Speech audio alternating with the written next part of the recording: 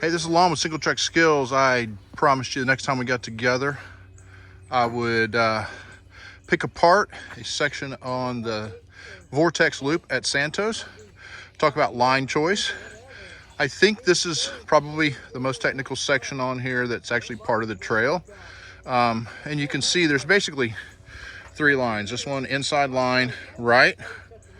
This one kind of in the middle.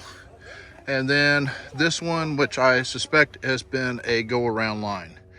I would say 100% this one on the inside, the Frenchy line, some people call it, is definitely the fastest because it cuts this whole corner off. It's probably the most rewarding as well because I think it looks the most intimidating.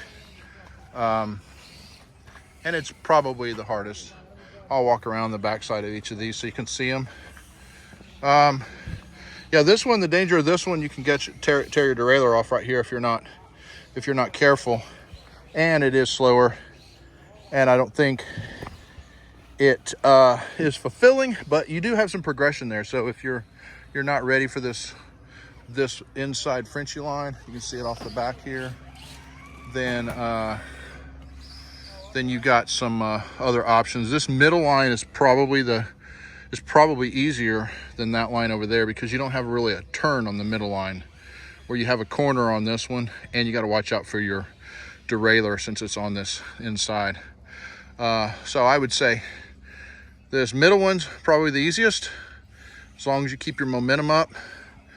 This one is probably actually as hard as the inside one if you want to make sure you don't tear up your derailleur or stall and scratch your bike. With all of these, they require momentum.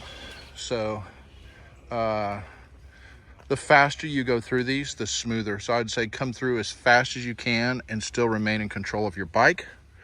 Last thing is difference between e-bike and muscle bike, especially on this inside line.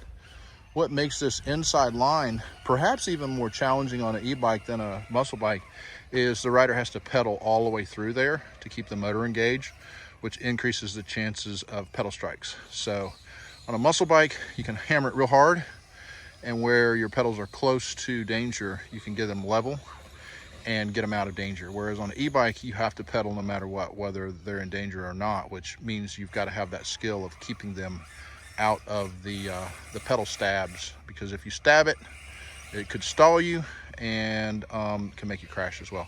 Hey, let's get it done.